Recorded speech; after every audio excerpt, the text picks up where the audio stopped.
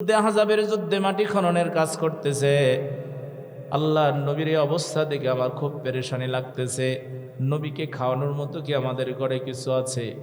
স্ত্রী ডাক দিয়া বলল, প্রাণের স্বামী রে, অল্প একটু একসা পরিমাণ 2-3 কেজি আটা হবে, এর বেশি কিছু আমার বাড়িতে নাই। আল্লাহর নবীর সাহাবী হযরতে জাবের বললেন, এক কাজ করো, ওইটা দিয়ে রুটি বানাও, আমি নবীকে দাওয়াত দিয়ে আর আমার বাসায় যে ছাগল ছোট্ট একটা আছে তা জবে করে দেই। স্ত্রী বলছেন, প্রাণের স্বামীরে, নবীরে যদি দাওয়াত দিয়ে খাওয়াতে পারি আমারও তো ভালো লাগবে, কিন্তু সমস্যা হলো নবীজি তো একাই দাওয়াত খেতে কোথাও যান না। সাহাবীদের সাথে নিয়ে আসে, অথবা অনেক ক্ষুধার্ত সাহাবী আছে তাদেরকে যদি সাথে নিয়ে আসে, তোমার বাড়িতে দাওয়াত খেতে এসে যদি না খেয়ে যায় তাহলেও তো আবার কষ্টের ব্যাপার।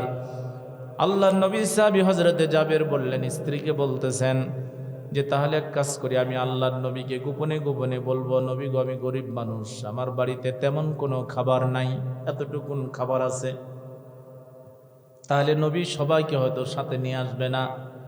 বললেন, তাই করো, ছাগল জবে করে দিয়া খন্দকের মাটি খনন যেখানে হচ্ছে, এখন ওই জায়গাটা আছে, সাবা মসজিদ বলা হয়, 7টা মসজিদ এক জায়গায়, 2টা মসজিদ একাত্র করে এখনো নামাজ আদায় হয়। বাকি ছোট ছোট মসজিদগুলো, মসজিদে আলী, মসজিদে ফাতেমা, মসজিদে আবু যার, মসজিদগুলো এখনো আছে।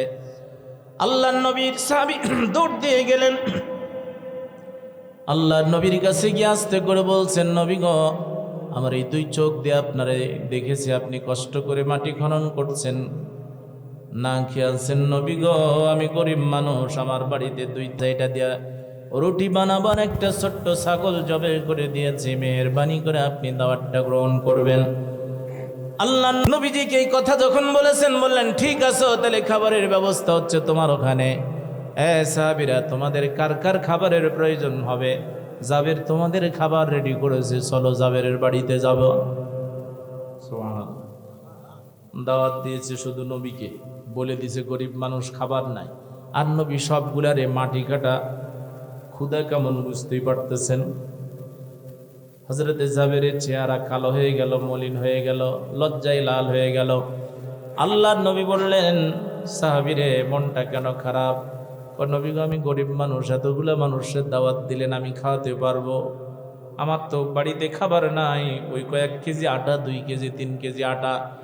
আল্লাহর নবী বললেন, আমার সাহাবীরে, তুমি যাও, চলে যাও, তোমার ওই খাবার টুকুন দিয়ে আমার এই সব সাহাবীদের আল্লাহ খাবারের ব্যবস্থা করে দিবেন। তবে শোনো, বাড়িতে যাবা, গিয়ে তোমার স্ত্রীকে বলবা আটাটা খামির করে পাত্রে রেখে দিবে, রুটি বানাবে না, কাউকে দিবে না আমি না আসা পর্যন্ত। ছাগলটা জবাই করার পর রেডি করে চুলায় রেখে দিবা, আমি না আসা পর্যন্ত কাউরে খেতে দিবে না, বন্টন শুরু করবে না। আমি আসবো, তারপর কি করতে হবে আমি বলে দিব। তুমি চলে যাও, সব লোকগুলার খাবার তোমার বাড়িতে আমার রব বারাকার মাধ্যমে ব্যবস্থা করে দিবেন। আওয়াজ দিয়ে পড়ুন সুবহানাল্লাহ।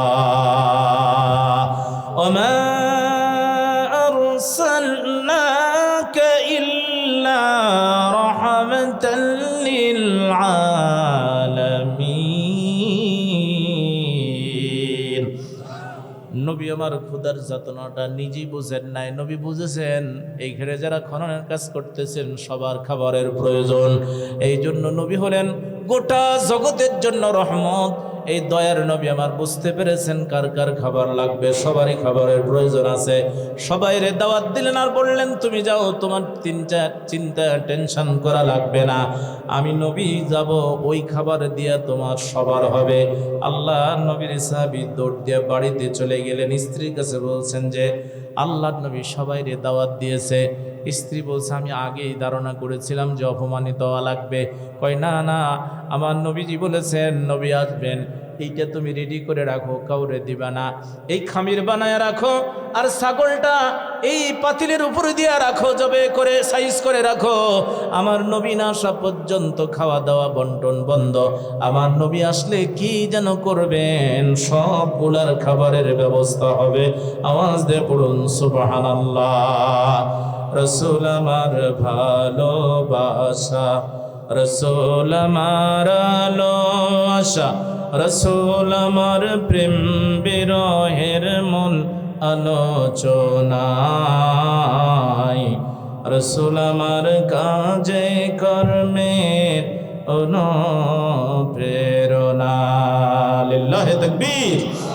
ওয়ালা তাহিনু ওয়ালা তাহজানু ওয়া আনতুমুল আ'লাউনা ইন কুনতুম মুমিনিন।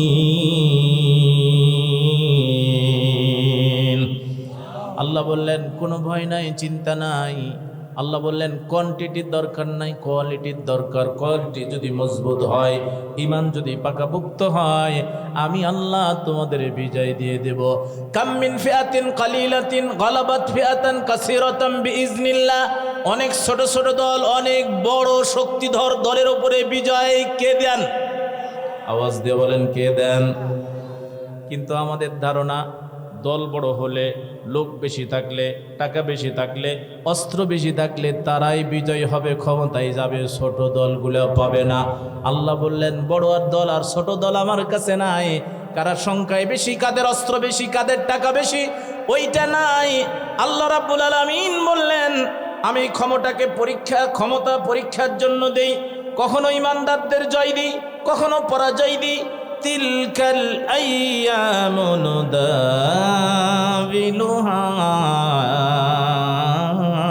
বাইনান নাস। জয় পরাজয়ের চাকাটা, সুইচটা আমার হাতে, আমি এটা ঘুরাই। কখন কারে দিব, ঘুরাতে ঘুরাতে একবার দুর্বলদের হাতেও আসতে। সুইচ কার হাতে? আল্লাহ রাব্বুল আলামিন মূসা আলাইহিস সালামকে একবার বললেন এত জুলুম নির্যাতন হয়েছে, মরার আগের থেকে ষড়যন্ত্র, দুনিয়ায় আসার আগের থেকে ষড়যন্ত্র, আসতেই দিবে না। এই জন্য হাজার হাজার শিশু জবাই করলেন। ইযাববিহুনা আবনাহুম ওয়া ইস্তাহয়ি নিসাহুম। আল্লাহ রাব্বুল আলামিন বললেন ফেরাউন যতই পরিকল্পনা করুক যে মূসার আসতে দিবে না, হারুন আলাইহিস সালামকে আসতে দিবে না, আমি আল্লাহ পরিকল্পনা নিয়েছি হারুন আসবে, মূসাও আসবে। আর আমার এটাও পরিকল্পনা, আমার মূসা ফেরাউনের বাড়িতে লালন পালন হবে। তুই নিজের হাতে তোর শত্রু লালন পালন কর, নিজের হাতে আমার নবীকে বাড়িতে রাখ। তুই না আইন করেছিস আমার নবীকে হত্যা করবি, আমি আইন করেছি নবীকে তোর বাড়িতে তুই লালন পালন করবি। আল্লাহু আকবার। এই জন্য আল্লাহ রাব্বুল আলামিন বললেন আমার পরিকল্পনা বাস্তবায়ন হবে।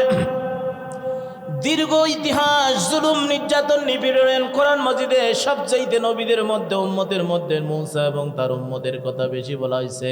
কারণ ওই নবী আর ওই উম্মতের মধ্যে আমাদের অনেক শিখার আছে। দীর্ঘদিন তারা অন্যের দ্বারা শাসিত হয়েছে, আমাদেরও ইতিহাস এরকম। এই জন্য আল্লাহ অনেক কথা কোরআনে বর্ণনা করেছেন ওই জাতির। আল্লাহ রাব্বুল আলামিন মূসা আলাইহিস সালাতু ওয়াস সালামের জাতিকে তার দুনিয়ায় আসার আগ থেকে জুলুম নির্যাতন করতে করতে একবারে দলটা ভেঙে ফেলছে। জীবনে কোনোদিন ক্ষমতা তো দূরের কথা, চিন্তাও যাতে না করতে পারে। ফেরাউন এইভাবে করে অল্প কিছু লোক রাখছে কামলা দেওয়ার জন্য। ওরা খালি এই শাসক গোষ্ঠীর কামলা দিবে, কাজ করবে, এই জন্য কিছু লোক রাখছে, বাকি সবগুলারে জবাই করে ফেলছে যাতে করে এই দল কোনোদিন ক্ষমতায় যেতে না পারে। ওদের টাকা নাই, ক্ষমতা নাই, সরকারি কোনো চাকরি নাই, জাতীয় কোনো সুযোগ সুবিধা নাই। এই জন্য জালেম ক্ষমতায় গেলে দেখবেন ভালো মানুষদের বেছে বেছে, ভালো দলগুলা বেছে বেছে দলগুলা নির্মূল করার, ধ্বংস, ওদের ক্ষমতা, ওদের চাকরি দিবে না, ওদের ভাতা দিবে না, কিচ্ছু দিবে না। প্রয়োজনে বিধবা ভাতা নিজের ভাস্তিরে বিধবা বানায় দিবে, স্বামী আছে তাও।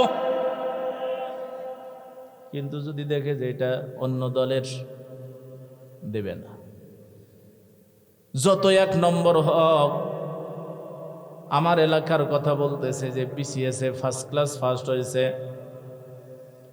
এবার ওই যে পুলিশ তদন্তে গিয়ে খবর নিয়ে দেখে যে এর বাবা জামাতের লোক। সহ্য হয়? চাকরি দেয়নি, গত 5 তারিখের পর আবার চাকরি হয়ে গেছে। চাকরি লিখে রাখছিলেন কে? এই জন্য কেউ বন্ধ করে কিছুদিন রাখছে। এরপরে আমার আল্লাহ বলছেন যে না, যার তাকদিরে চাকরি রিজিক আছে ও যাবেই। জামাত হও, বিএনপি হও, আওয়ামী লীগ হও, জাতীয় পার্টি হও, মুনাফিক হওয়ার, মুশরিক হওয়ার, মুমিন হও। আল্লাহ বললেন আমি যদি লিখে রাখি কেউ ঠেকাতে পারবে না। মূসা আলাইহিস সালামকে দুনিয়া পাঠাবো, ফেরাউন খান, গোটা দুনিয়ার ফেরাউন যদি এক জায়গায় হয় মুসারে ঠেকাতে পারবে? দীর্ঘদিন জুলুম নির্যাতন করার পর এলাকা থেকে বের করে দিয়েছে, তাদের ঘর বাড়ি জায়গা জমি সব দখল করে নিয়ে সুন্দর সুন্দর সাজানো গোছানো বাগান করছে। কয় ভাই এই জায়গাটা ছেড়ে দে, আমি বাগান করব। গত পরশুদিন আমার এলাকার আমার এক লোক বলছে যে ভাই আমার জমি জমা নাই, বাড়িটা হলো খাস জমির উপরে, বাড়ির সাইডে একটু জায়গা আছে, কটা গাছ লাগানো আছে। তো এক নেতা এক খেতা হিসেবে বলতেছে যে শোন, এই গাছ কটা তুই উঠায় নে, নাইলে কাটিয়ে ফেল, এখানে আমি দোকান করব, অফিস করব। ভাব আপনার তো মেলা জায়গা জমিন আছে, আপনারা রাজনীতি করেন, গরিব মানুষ জায়গা নাই, এই সরকারি খাস জায়গা তো আমরাই হকদার। আর এখানে আমি দীর্ঘদিন ধরে বাড়ি করে আছি, বাড়ির সাইডে কয়েক হাত জায়গা, এটার উপর আপনার নজর আসলো, ওইটা হটাবি না তোর বাড়ি শুদ্ধ হটায় ফেলবো। তো বনি ইসরাইলের বাড়ি ঘর সব দখল করে নিয়ে কয় চলে যা ভাই, না হলে কিন্তু হুকুম আছে, আইন আছে, তোদের মানলে বিচার নাই। বিচার কোথায়? হুকুমই দেয় যে চালাও, গুলি চালাও। এই জন্য মিটিং হচ্ছে রাতের অন্ধকারে, সবগুলারে মেরে ফেলবে। আল্লাহ মূসা আলাইহিস সালামকে মিটিংয়ের অডিওটা, ভিডিওটা, লাইভটা দেখায় বলছেন ওই যে সিদ্ধান্ত হচ্ছে তোমার সব গোষ্ঠী সহ আজকে মেরে ফেলবে। এতদিন জুলুম নির্যাতন করে এই কয়টা লোক বাঁচায় রাখছিল, ফেরাউন বলতেছে যতই কষ্ট হোক আমাদের কাজের লোক থাক আর না থাক নিজেরাই করে কাজ করে করে খাবো। তারপর ওই কাজের লোক হিসাবে যে কয়টা রাখছি আমার ভয় লাগে, না জানি কদিন ওরা মিছিল শুরু করে। ওই দলের লোক নাই, অস্ত্র নাই, পাতি নাই, কিচ্ছু নাই, তারপর ওই দলের ভয় ভিতরে লাগায় দেন কে? আল্লাহ রাব্বুল আলামিন নবী মূসা আলাইহিস সালাম বললেন আল্লাহ যদি সিদ্ধান্ত হয় আর তুমি যদি পাশ করে দাও তাহলে আমরা জীবন দেওয়ার জন্য, শহীদের জন্য আমাদের সকল প্রস্তুতি আছে। কত সন্তান হারালাম, কত জীবন গেল, আমাদের জায়গা জমি অর্থ করি ঘর বাড়ি সব ছেড়ে আমাদের বের করে দিল। তোমার দিন মানতে গিয়ে আমাদের আপত্তি নাই, যত কুরবানি লাগে করব। এখন সবগুলোর যদি কুরবানি করা লাগে আল্লাহ আমি আমার উম্মত নিয়ে কুরবানি হওয়ার জন্য, শহীদের জন্য প্রস্তুত। আল্লাহ বললেন না, সিদ্ধান্ত চেঞ্জ হয়েছে। কারণ তিলকাল আইয়ামু নুদাবিলুহা বাইনান নাস, এই জয় পরাজয়ের সুইচটা আমার হাতে, চাকাটা আমার হাতে। ফেরাউনের চাকা এতদিন উপরে ছিল, এবার আমি আল্লাহ সিদ্ধান্ত নিছি ফেরাউনের গোষ্ঠী শুদ্ধ সুবায়া মারবো, ওয়ানা জালাহুম আইম্মা, আর দুর্বলদেরকে আমি ইমামতি নেতা বানাবো। সুবহানাল্লাহ বলে, ওয়ানাজআলাহুমুল ওয়ারিসিন, উত্তরাধিকারী তাদেরকে দিব। কারণ এই জমিনের প্রকৃত উত্তরাধিকার হলো ইমানদাররা, কোনো জালেম এই জমিনের উত্তরাধিকারী না। এই জমিনের মালিক আল্লাহ, আর আল্লাহ জমিনের খেলাফতের দায়িত্ব দিয়ে ইমানদারদের পাঠিয়েছেন। আল্লাহ বললেন ইন্নী জাইলুন ফিল আরদি খলিফা, প্রতিনিধি বানায়া, ম্যানেজার বানায়া, ড্রাইভার বানায়া, পরিচালক বানায়া আল্লাহ পাঠাইছেন। কিন্তু আমরা পরিচালকের কথা, ম্যানেজারের কথা, ড্রাইভারের কথা ভুলে গিয়া পিছনের সিটে বসছি। পিছনের সিটে বসে দোয়া করছে আল্লাহ এই গাড়িটা সোজা জান্নাতে নিয়ে যাও তোমার কুদরত দিয়া। আল্লাহ কবে কুদরত দিয়ে নিয়ে যাব, কিন্তু ড্রাইভারটা কারে বসাইছিস? দেখ, ওই তো ইয়াহুদি, ওই তো খ্রিস্টান, ওই তো মুশরিক, ওই তো ফাসিক, ওরে ড্রাইভারের সিটে দিয়ে পিছন থেকে দোয়া করিস খালি বরকতের, তাই না? গোটা পৃথিবী চালাবে ইহুদি, খ্রিস্টান, মুশরিকেরা, আর আমরা মুসলমান রাজনীতির কথা, ক্ষমতার কথা বললে কই এ হুজুরের চাকরি দেওয়া যাবে না। এ হুজুর রাজনীতি করে, হুজুরের ইমামতি নাই। ও ইমামতি দিয়ে রাজনীতি করতে আল্লাহ গোটা দেশ চালাতে খলিফা বানায় পাঠাইলেন। ভাই খলিফার কাজ কি? এখন তো খলিফা শব্দটাও অর্থ পাল্টায় দিয়ে দর্জি বানায় ফেলছে। এখন হুজুর খলিফা হলে যা একটা মেশিন নিয়ে বসে জামা সেলাই করে। দেশ যারা চালাতেন তারা খলিফা, আর যারা দেশের বিচার ব্যবস্থা চালাতেন, বিচারক ছিলেন, তারা হলেন কাজী। এখন কাজী দেখ বানায় ফেলছে বিয়ার হিসাব। কাজী হবে একটা খাতা ধরায় দিয়ে বলবে যে যাও মহারানা কয় টাকা দেন, মোহর কত, নগদ কত, কদিন ছাড়বে, কয় পার্সেন্ট বাবা, ওগুলা হিসাব কর। আর দেশের সামনের চাকাতে বসায় দিয়ে পিছনে বসে খালি জান্নাতের দোয়া করি। আরে বাবা, ড্রাইভার যে যাচ্ছে জাহান্নামের দিকে, পৃথিবী চলছে জাহান্নামের লাইনে, আর সূরা আম্বিয়া খতম করে যদি দোয়া করি, ফাতিহা পড়ে, ইয়াসিন পড়ে, হবে কি? কারণ আল্লাহ বলছে তুমি দেখো, লাইনটা দেখো কোন জায়গায় আছে। প্রিয় উপস্থিতি, এই জন্য ড্রাইভারের সিটে ইমানদাররা বসবে, আলেমরা বসবে, ইমামরা হাক্কানি রব্বানি ড্রাইভারের সিটে বসবে। কারণ ট্রেনের ইঞ্জিন যেদিকে যাবে বগিগুলো সেই দিকে যাবে। খুতবা যখন সানি খুতবা হয় তখন এই জন্য দোয়া করা হয়, আল্লাহুম্মা হাদি আইম্মাতাল মুসলিমিন, আল্লাহ মুসলমানদের ইমামগুলারে হেদায়েত করো। আপনারা দোয়া নিতে গেলে তাবারক নিয়ে যান, হাদিয়া নিয়ে যাও, হুজুরের দিয়ে তারপরে বলেন তোমার নাম কি? আমার নাম অমুক। হুজুর এই যে হাদিয়া থাকলো আর ওই যে তাবারক আছে এটা দিয়ে আর দোয়া করে দিয়েন, আমার আব্বার নাম আম্মার নামে দোয়া করে দিয়েন। আপনি হাদিয়া নিতে, দোয়া নিতে গেলে হাদিয়া নিয়ে গেলেন, তাবারক নিয়ে গেলেন। আর আমরা জুমার খতিবরা, ইমামরা মুসাল্লায় দাঁড়ায় দোয়া করে, আল্লাহুম্মা হাদি আইম্মাতাল মুসলিমিন, আল্লাহ মুসলমানদের নেতাগুলারে হেদায়েত করো। আপনারা যদি বলেন যে হুজুর কর্মীগুলার কি হলো, বেতন দিয়ে আমরা দোয়া করেন নেতাদের। এই জন্য আল্লাহর নবী, নবীর সাহাবীরা শিখায় গেছেন, নেতাদের জন্য যদি দোয়া করা হয়, নেতারা ঠিক, কর্মীরা এমনিই ঠিক। নেতা যেদিকে, কর্মী ইঞ্জিন যেদিকে, কারণ নেতারা হলো ইঞ্জিন। এই জন্যই 54 বছর ধরে নেতারা রাস্তার বাম দিকের আইন ওই ব্রিটিশ ইংরেজের রেখে যাওয়া আইনই থাকলো, কোনোদিন নেতারা পরিবর্তন করলো না। আমরাও চুপচাপ। কিন্তু মসজিদের ইমাম যদি পশ্চিম দিকে নামাজ না পড়ে পূর্ব দিকে একদিন পড়তে চায়, ওই ইমামের বেতন বেশি দিবেন।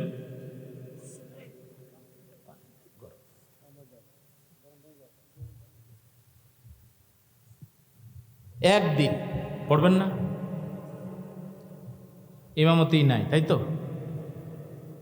তাহলে মসজিদের ইমাম পূর্ব দিকে একদিন নামাজ পড়াতে চাওয়ার কারণেই যদি তার ইমামতি আপনারা খেয়ে ফেলেন, 54 বছর ধরে রাষ্ট্রের ইমামরা রাস্তার বাম দিকে চালালো, কেবলার দিকে মুখ ফিরিয়ে নামাজ পড়া যে আল্লাহ এবং তার রসুলের আইন, রাস্তার ডান দিকে চলা সে আল্লাহ এবং সে রসুলের আইন, এইটা চালানো না।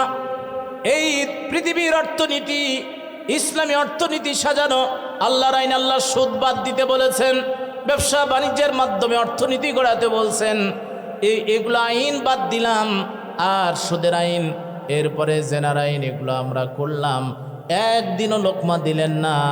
আর মসজিদের ইমাম একদিন যদি পূর্ব দিকে নামাজ পড়াতে চায়, তাহলে তার চাকরি থেকে বাদ দিয়ে দিলেন। মসজিদের ইমামের চাকরি খাইলে সমস্যা নাই, রাষ্ট্রের ইমামের বিরুদ্ধে কথা বললে খবর আছে না? না। আল্লাহ বললেন, তুই কি শিখলি গোলাম? নামাজ থেকে কি শিখেছিস? আল্লাহ রাব্বুল আলামিন বললেন, ফাওয়াইলুল লিল মুসাল্লিন আল্লাযীনা হুম আন সালাতিহিম সাহুন।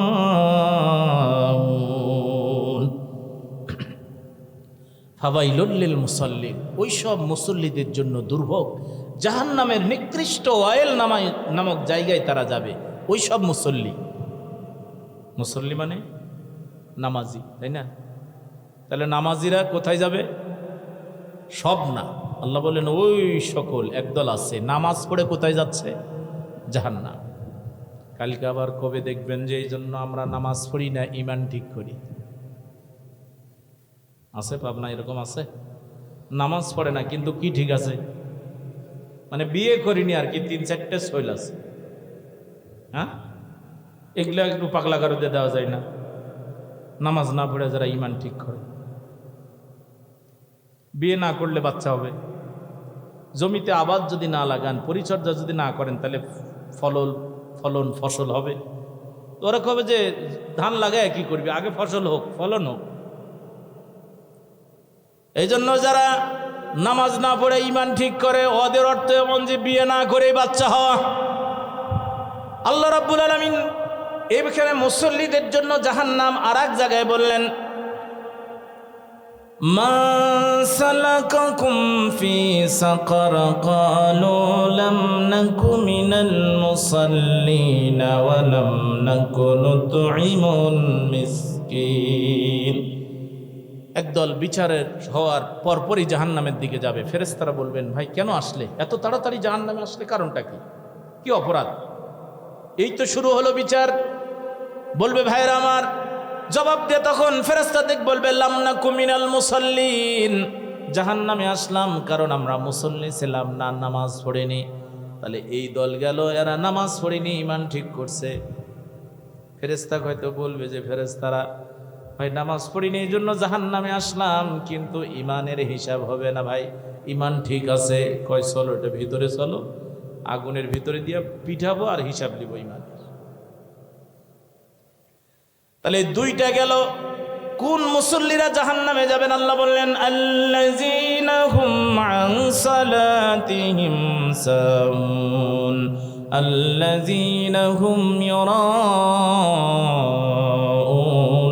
ওয়া ইয়ামনাউনাল মাউন। ওই সব মুসল্লি যারা নিজেদের নামাজ থেকে শিখে না, উদাসীন, বেখিয়াল, নামাজে কি বলে কি করে, কেন নামাজ এইভাবে হলো, কেন কি করতেছি কি শিখতেছি কিছু নাই, খালি আসে সেজদা দেয় আর চলে যায়। আল্লাহ রাব্বুল আলামিন বললেন, নামাজ থেকে শেখা লাগবে। যদি বলেন হুজুর নামাজ থেকে কি শিখবো, নামাজ থেকে গোটা দেশ চালানো শিখবেন। নামাজের মসজিদের ইমাম যেইভাবে ঠিক করেন, রাষ্ট্রের ইমাম ওইভাবে ঠিক করবে। মসজিদের ইমামের যতগুলা শর্ত, রাষ্ট্রের ইমাম বানানো ততগুলা শর্ত। মসজিদের ইমামের আপনি সৌন্দর্য দেখলেন, চেহারা দেখলেন, দাড়ি দেখলেন, টুপি দেখলেন, কোরআন তেলাওয়াত দেখলেন, ওয়াজ নসিহত কেমন, কথাবার্তা কেমন, এই সব কিছু দেখলেন, অ্যাকাউন্ট কোথায়, লেনদেন কেমন, সুদ খায় কিনা তা দেখলেন। কিন্তু রাষ্ট্রের ইমাম নিযুক্ত করতে গিয়া তারি খায়, মদ খায়, গাঞ্জা খায়, এমন নেতা সমাজে আছে না নাই? আল্লাহ বললেন, তুমি নামাজ থেকে কি শিখলা গোলাম? নামাজ তোমারে শিখালো ইমাম বানাতে গিয়ে, নেতা বানাতে গিয়ে সামনে যারা দিবা তার যোগ্যতা কি কি লাগবে। নামাজে ইমাম দাঁড়াইছে, আসরের নামাজে পড়তেছে আলহামদুলিল্লাহি রাব্বিল আলামিন, ইমাম সাহেব পড়তেছে, মুসল্লি কি করবে?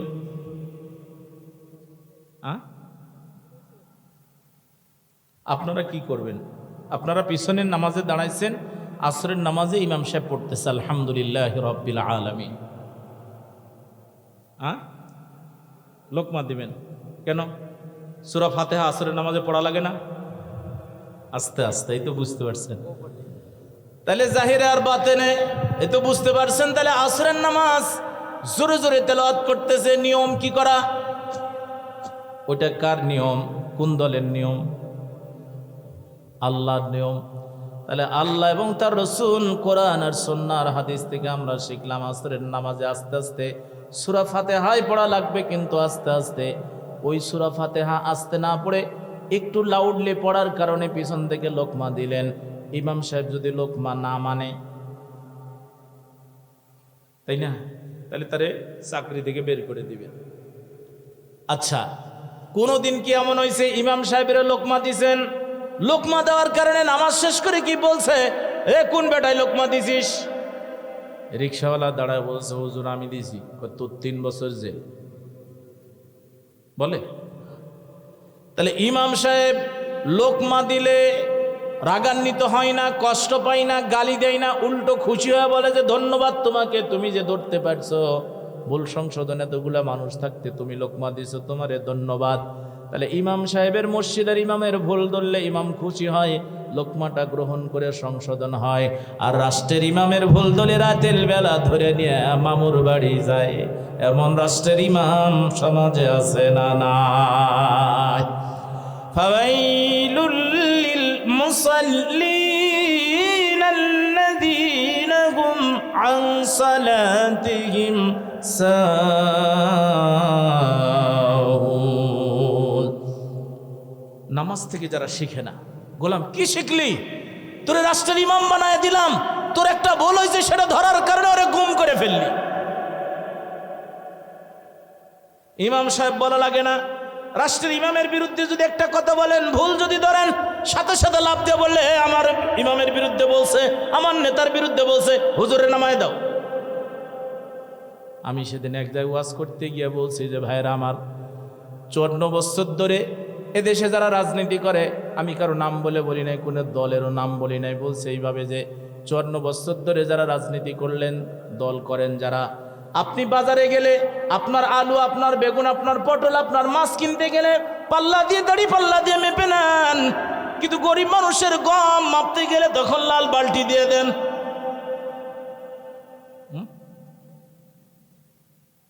না, আপনাদের এলাকায় নাই বোধহয় এরকম, নাকি? এই জন্য বুঝতে পারতেছি। এই লাল বালতি আছে 5 4.5 হিসাবও মুখস্থ। আচ্ছা,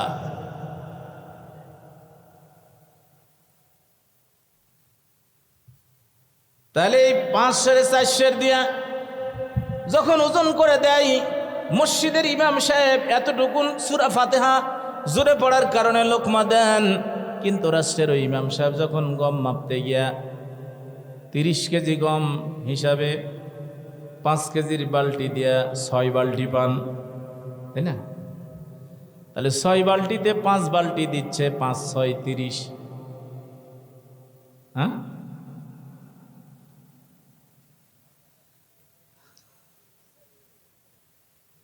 সরি, 5 5 25 পাবেন হলো 6 বালতি, তাই না? দিচ্ছে কয় বালতি? 5 5 30 লিখতেছে। লোকমা দেন কেউ? লোকমা দেন কেউ? কেন? তো হুজুর কেন লোকমা দিলেন?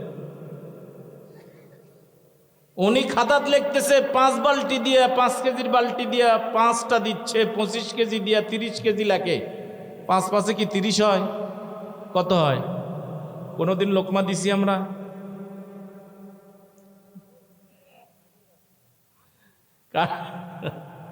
কাটে দিবে না। এগুলো আপনাদেরকে বোঝানোর জন্য বলছি। দেখেন আমরা কোন দিকে যাচ্ছি, কি শিখলাম। আল্লাহ বললেন যারা নামাজ থেকে, নামাজ সম্পর্কে উদাসীন, বেখেয়াল, এরা জাহান্নামে যাবে। শিখলো না। গোটা রাষ্ট্র চালাবার নিয়ম মসজিদ থেকে শিখবেন। রাষ্ট্রের যেমন ইমাম, মসজিদের ইমাম, মসজিদের ইমাম যা যা বলবে কোরআন আর হাদিস দিয়ে যতক্ষণ ইমামতি করবে, ওর পিছনে সামিআনা ওয়া আতা'না, একেবারে হুবহু টাইম টু টাইম সব মানতে হবে। একটু যদি আগা পিছা হয় তাহলে আপনার নামাজ ভঙ্গ হবে না, গুনাহগার হবে। রাষ্ট্রের ইমামের ক্ষেত্রেও ঠিক। রাষ্ট্রের ইমাম যদি কোরআন হাদিসের বাইরে যায়, মসজিদের ইমাম গাদ ধরে বের করে দিবেন, রাষ্ট্রের ইমামও ঠিক তেমনি বের করে দিতে হবে। এর নাম হলো ইসলাম। এটা শিখতাম নামাজ থেকে, কিন্তু শিখিনি। প্রিয় উপস্থিতি আসেন, আল্লাহ রাব্বুল আলামিন বললেন, আমার উপদেশ, আমার আইন যদি না মানো, ফাতাহনা আলাইহিম আবওয়াবা কুল্লি শাই, সব সুযোগ সুবিধা আমি তোরে দিব। হালাল হারাম কিছু দেখলি না, যা পাবি তাই খা। আল্লাহ বললেন তাই নে, তবে মনে রাখিস ফাআখাযনাহুম বাগতা, হঠাৎ করে কিন্তু আমি একদিন জালেমদের ধরে ফেলি। কোন জালেমকে আমি ছাড় দেইনি, দেব না, দেব না। ওয়ালা তাহসাবান্নাল্লাহা গাফিলান আম্মা ইয়া'মালুজ যালিমুন। আল্লাহ রাব্বুল আলামিন বলছেন, জালেমরা যেন কোনোদিন ধারণা না করে যে তাদেরকে আমি দেখতেছি না, সব খবর আছে আমার কাছে। জি, আম্মাজান আব্বাজান সবগুলোর ওয়াজ একমতে। এই কোরআন দিয়ে সবার ওয়াজ করছে। যখন যেই অ্যান্টিবায়োটিক, যেই ট্যাবলেট দরকার সেটা আল্লাহ দিয়ে দিছে 23 বছর ধরে। সূরার নাম কি বললাম? সূরাতুল আহজাব। তো এই খন্দকের যুদ্ধের কথা আলোচনা করতে গিয়ে সেখান থেকে এই শব্দটা নিয়ে এই সূরার নামকরণ করা হয়েছে সূরাতুল আহজাব।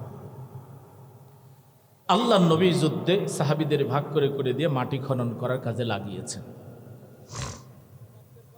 আল্লাহর নবী নিজেও মাটি খনন করেছেন এই যুদ্ধের ময়দানে। আর একটু সামনে আসতে হবে, পিছনের এই যুবকরা আসছে, এই তোমরা আসো, তোমাদের আলাদা ওয়াজ আছে। ভালো বউ কেমনে বাবা, এই মোবাইল দিয়ে আর প্রেম টেম করা লাগবে না বাবা, আসো তোমরা আসো, তোমাদের আলাদা ওয়াজ। একটু সামনে আসেন, একটু সামনে আসেন, আসেন, হরকতে বরকত একটু করে আগায় আসেন, যেখানে যেখানে বসে শুনবেন ওই জায়গাগুলি সাক্ষী হবে। আসেন, আর যারা পিছনে দাঁড়িয়ে আছেন বসেন, আসেন সামনে আসেন। সুবহানাল্লাহ আলহামদুলিল্লাহ লা ইলাহা ইল্লাল্লাহ সুবহানাল্লাহ।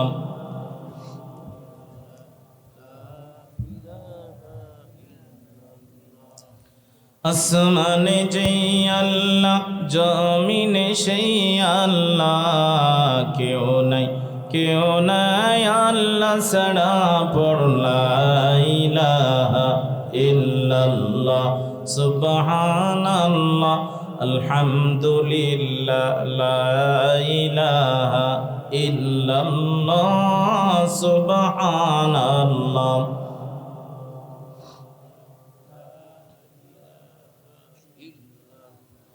রিমঝিমাঝিম বৃষ্টি ঝরে, মধুর তানে গাহিয়া লা ইলাহা ইল্লাল্লাহ, লা ইলাহা ইল্লাল্লাহ মুহাম্মাদুর রাসূলুল্লাহ। পড়ুন সাল্লাল্লাহু আলাইহি সাল্লাম। আল্লাহ নবী ভাগ করে করে মাটি খনন করতেছিলেন, নিজেও মাটি খনন করেছেন, বহন করেছেন।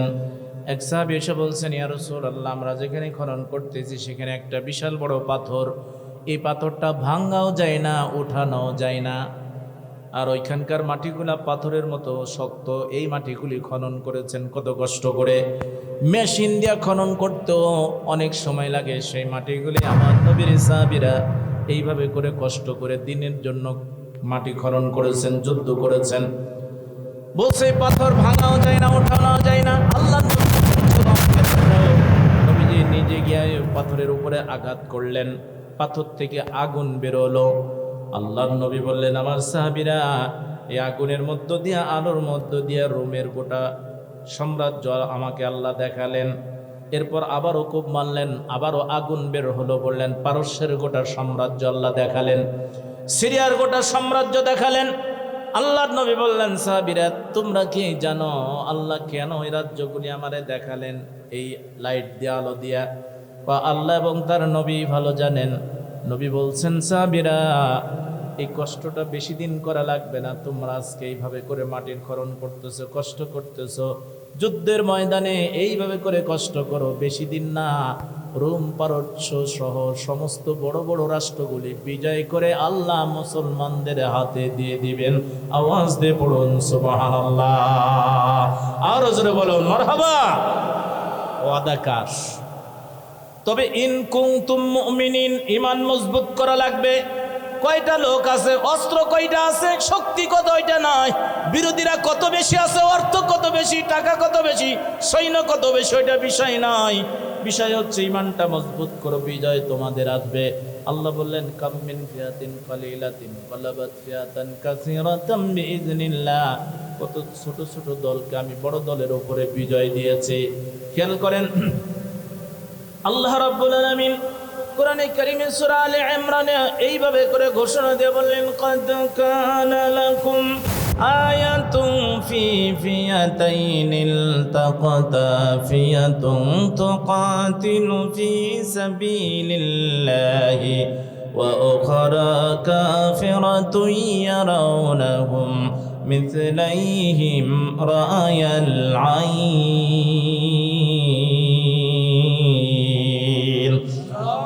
এই ইমানদারেরা, এই জালিমরা শোনো, এই দুই দলের লোকেরা ভালো করে শোনো। ও বেঈমানদের জোট যারা আছো ভালো করে শোনো, ইমানদাররা যারা আছো ভালো করে শোনো। এই দুই দলের মধ্যে তোমাদের অনেক শিখার আছে। আল্লাহ কি শিখবো?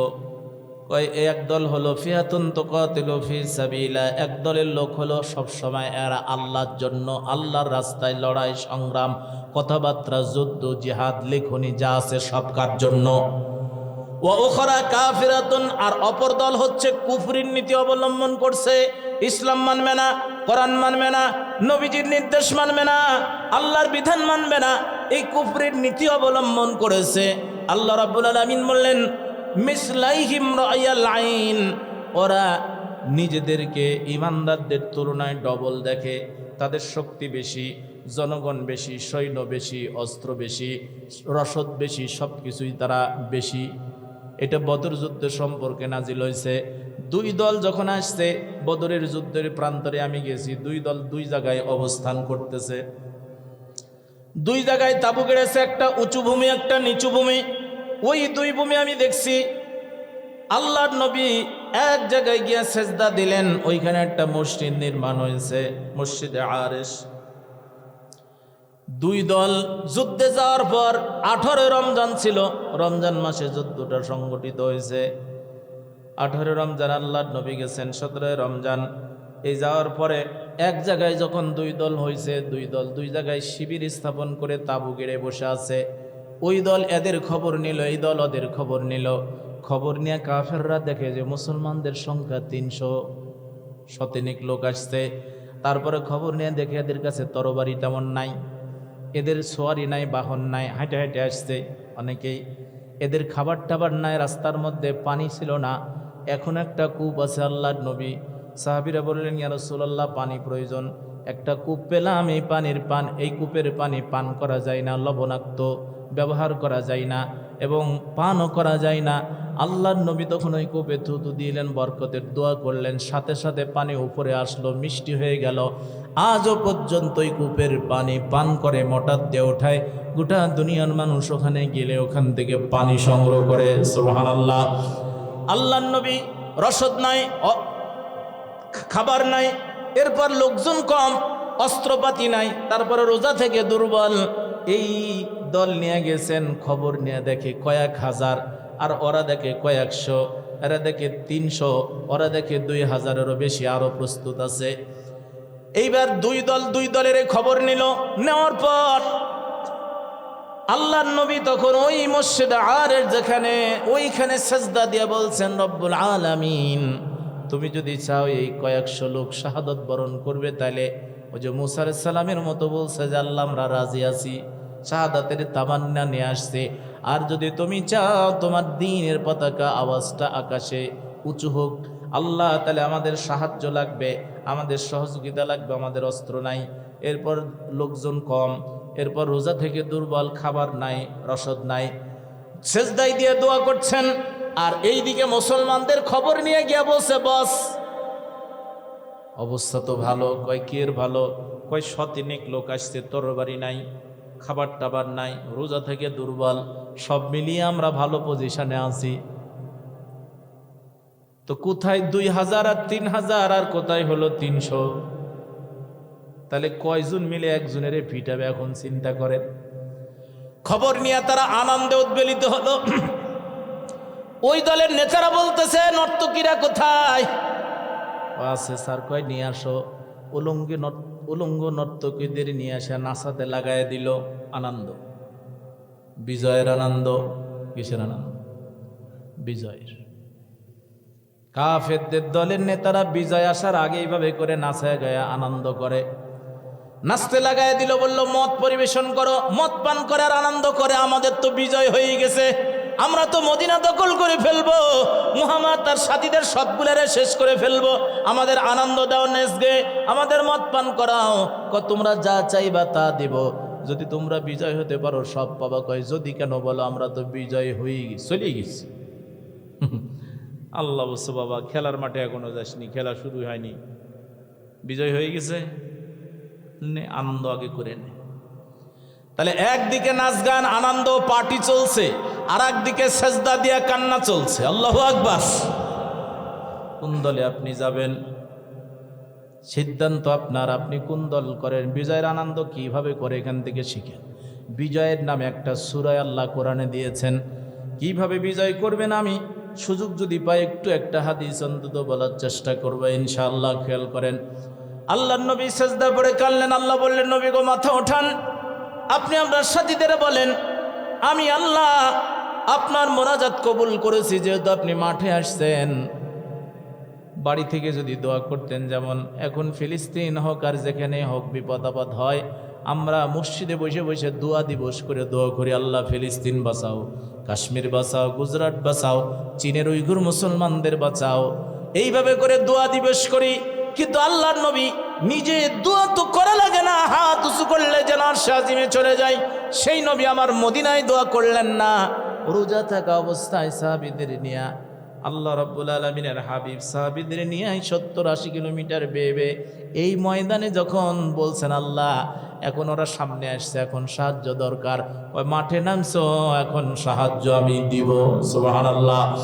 নবীকে বললেন, নবীগণ সালাসাতি আলাফিম মিনাল মালাইকাতি মুযানিন,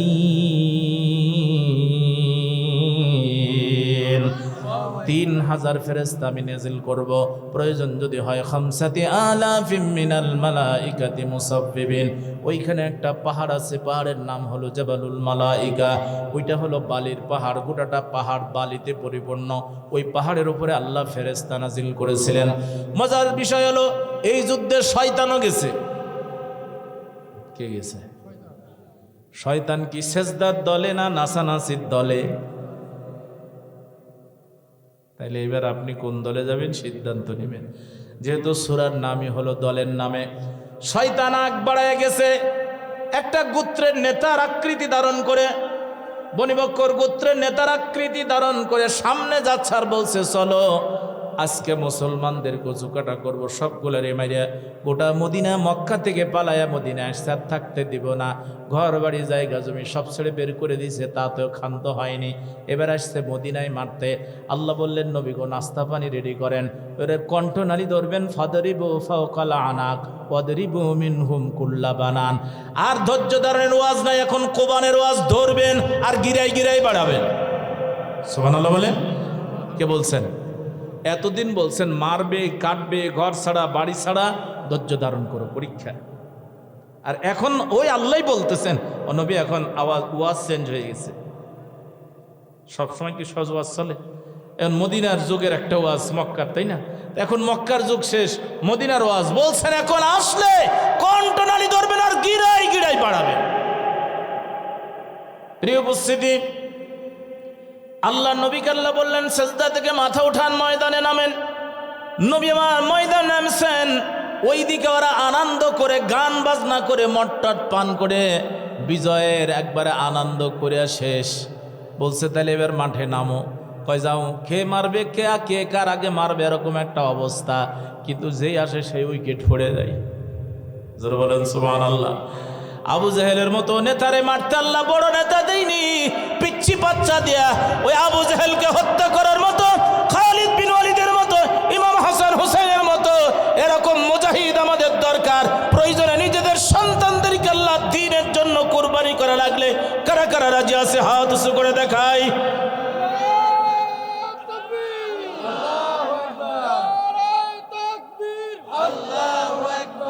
আল্লাহ কবুল করুন। আমার প্রিয় উপস্থিতি, আল্লাহর নবী সেজদা থেকে মাঠে হলেন, সাহাবীদেরকে বললেন, চিন্তা নাই, যুদ্ধে নামো, কি আছে ওটা বড় নয়, ঈমান আছে আমাদের সাথে। আমার আল্লাহ বলছেন, আমার রব সাহায্য করবেন। শয়তান এবার আগ বাড়ায় গেছে, বলছে আসো, তাড়াতাড়ি আসো। ডেকে নিয়ে ময়দানে গেলেন, যুদ্ধ শুরু হবে। শুরু হওয়ার আগ দিক দিয়ে শয়তান দেখতেছে, যেই শয়তান আগে আসছে ওই শয়তানই আগে পালাচ্ছে। কি আগে আইছে, পালাই আগে। যখন পালাচ্ছে তখন তার পিছন দিক দিয়ে খালি ফটফট ফটফট করে শব্দ হচ্ছে। কিসের শব্দ? পিছন দিক দিয়ে বায়ু সরা শুরু হয়েছে। লোকেরা বলছে, নেতাজি খবর কি? খবর ভালো আছে, সমস্যা নাই, আমি একটু আসতেছি। শয়তানের দলের নেতাদের কাম হলো, কর্মীরা বিপদে পড়লে কর্মীদের উদ্ধার না করে নিজেই পালায়। শিখেন এখান থেকে। কামাসালি শয়তান, শয়তানের দল চিনবি, উদাহরণ নিবি, নে আমার কাছ থেকে। কে বলছেন? ইদ ক্বালা লিল ইনসানি কুফর, কর্মীদেরকে, মানুষদেরকে বলে কুফরি করো, অন্যায় করো, মারো। এই যে পিস্তল নে টাকালে কি লাগবে সব কর, অন্যায় কর, দখল কর। এরপর হত্যা কর, জুলুম কর, সব শিখায় দেয়, যা উপকরণ লাগবে দেয়। বিপদে যখন পড়ে তো আমি নাই, আপনি বলে টাকা দিয়েছেন, কই কে টাকা দিছে? আছে না নাই? আল্লাহ বললেন শয়তানের উদাহরণ হলো কুফরি করতে বলবে, খারাপ কাজের প্ররোচনা দিবে, সহযোগিতা করবে। ফালাম্মা কাফারা, যেমনি অন্যায় করবে, কুফরি করবে, তখন নেতাজি বলবে, শয়তান বলবে, ইন্নী বারিউম মিনকা, আমি তোমার সাথে নাই। ইন্নী আখাফুল্লাহ, আমি আল্লাহকে ভয় করি, তোমার উপরে গজব আসবে যে কাম করছো। এজন্য বিপদে ফেললে শয়তান পালায়। আর আমার নবী, ইসলামের নিয়ম হলো, দলের নিয়ম হলো, নবীজি সামনে পিছনে, সাথীদের নিয়ম, যুদ্ধের ময়দানে নবীজি লিড দিয়েছেন। প্রিয় উপস্থিতি, এইবার শয়তান দেখতেছে আকাশ থেকে সাদা পোশাক দিয়ে কি যেন নামতেছে, বুঝতে পেরেছে যে আজকে এগুলোর খবর আছে, মরলে তোরা মার। আস্তে করে বিপদের কথা কর্মীদের বলে না, নেতা একাই পালায়, অমন নেতা আমাদের সমাজে আছে না? শয়তান পালাইছে। এরা তো আর বুঝতে পারেনি যে কি কোবান হবে, এরা বলছে যে না, এবার সামনে যে আসে সেই উইকেট পড়ে যায়। তো আল্লাহ রাব্বুল আলামিন আমাদের শিখায় বললেন যে দেখো, যেই দলের অস্ত্র বেশি, লোকজন বেশি, টাকা পয়সা বেশি, সব কিছু বেশি, রসদ বেশি, ময়দানে নেমে বড় দল হেরে গেল, কোবান খালো, জীবন দিল, ছোট্ট দল অস্ত্র নাই, টাকা নাই, বিজয় যিনি দিলেন তিনি কে? ওয়াল্লাহু ইউআইয়িদু বিনাসরিহি মাইয়াশা, আল্লাহ যাকে ইচ্ছা বিজয়ের জন্য বাছাই করে নেবেন। গয়না গাইতে বিজয় হয় না। আল্লাহ বলছেন আমি পছন্দ করব কাকে দিব। যদি মনে করি জালেমকে দিব, তোমাদের মন খারাপ করার দরকার নাই। তোমরা মরলেও লাখ টাকা, বাঁচলেও লাখ টাকা, তোমরা মার খেলেও লাভ, মরলেও মারলেও লাভ। ইউকাতিলুনা ফি সাবিলিল্লাহ ফায়াকতুলুনা ওয়া ইউকতালুন, হয় মারবা না হলে মরবা। তোমাদের মারলেও লাভ, মার খেলেও লাভ। সুবহানাল্লাহ, লসের কিছু নাই। প্রিয় উপস্থিতি, খনন করতে গিয়া ওই পাথরে যখন নবীজি আঘাত করতে যাবেন, হাত উঁচু করেছেন, আল্লাহ নবীর সাহাবী হযরতে জাবের দেখলেন নবীজি পেটে খাবার নাই, যার কারণে কি যেন টোপলা করে পেটে ঠেস দিয়ে রাখছেন যাতে করে শক্তি পান।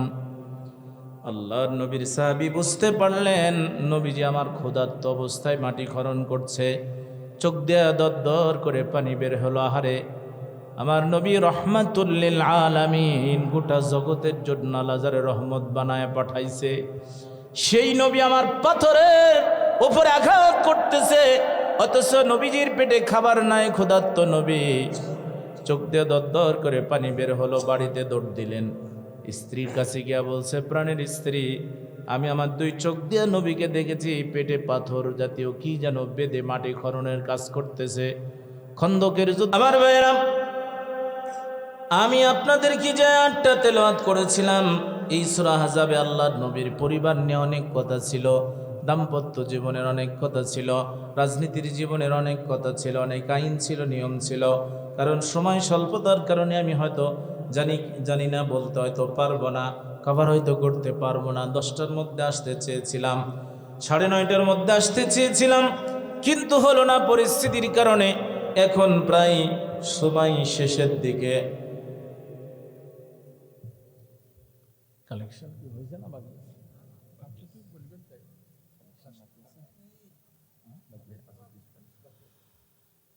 তাহলে এখন ওয়াজও বাকি আছে, কালেকশনও বাকি আছে। হ্যাঁ, 2 দিন ওয়াজ হলো, 12টা পার হয়ে গেছে। হ্যাঁ,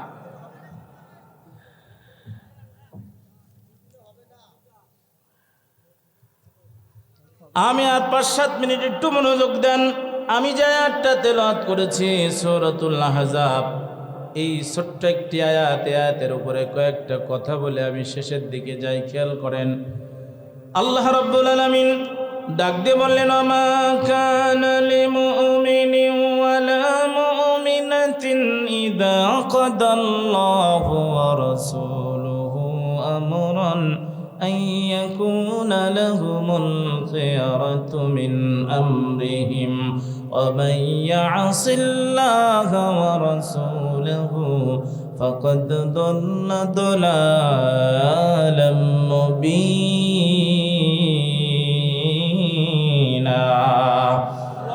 আমি আয়াতের ব্যাখ্যার ভিতরকার কথা অনেক ভূমিকায় বলে ফেলেছি, এই জন্য অল্প কয়েক মিনিট আয়াত নিয়ে কথা বলবো। আল্লাহর নবী হযরতে যায়েদকে ছোট থেকে লালন পালন করেছিলেন, কারণ হযরতে যায়েদকে চুরি করে দাস বানায় বিক্রি করে ফেলেছিল। হাত বদল হতে হতে আল্লাহর নবীর কাছে আসছে, খুশফে আল্লাহর নবীর কাছে গিয়ে বললেন, যায়েদ আমাদের সন্তান আমাদেরকে দিয়ে দেন, কত টাকা লাগবে আপনি নেন। আল্লাহর নবী বললেন যে না, এটা আমার কাছে আসছে, তার মানে দাস হিসাবে আমি আর বিক্রি করব না, এটারে আমি আজাদ করে দিয়েছি। তোমাদের যদি সন্তান হয়, তোমাদের সন্তান যদি তোমাদের সাথে যেতে চায় স্বেচ্ছায় চলে যাবে, টাকা লাগবে না। তবে শর্ত একটা, যদি আমার কাছে থাকতে চায় তাহলে আপত্তি করা যাবে না। কই এটা কোনো কথা হলো? মা বাবা ছেড়ে কেউ কি দাসত্বের জীবন বেছে নেবে? কই তোমার সন্তানকে ডাকে বলবো। হযরতে যায়েদকে ডাকলেন, ডেকে বললেন, তোমার আব্বা আসছে, চাচা আসছে, চলে যাও গ্রামের বাড়িতে মায়ের কাছে। তোমার ভালো লাগলে আমার কাছেও থাকতে পারো, মায়ের কাছেও যেতে পারো, তোমার কোনটা ভালো লাগে বলো। হযরতে যায়েদ মুহূর্ত দেরি করলেন না, বললেন, আমি আপনার দরবার ছেড়ে, কদম ছেড়ে আর কোথাও যাব না। আল্লাহু আকবার।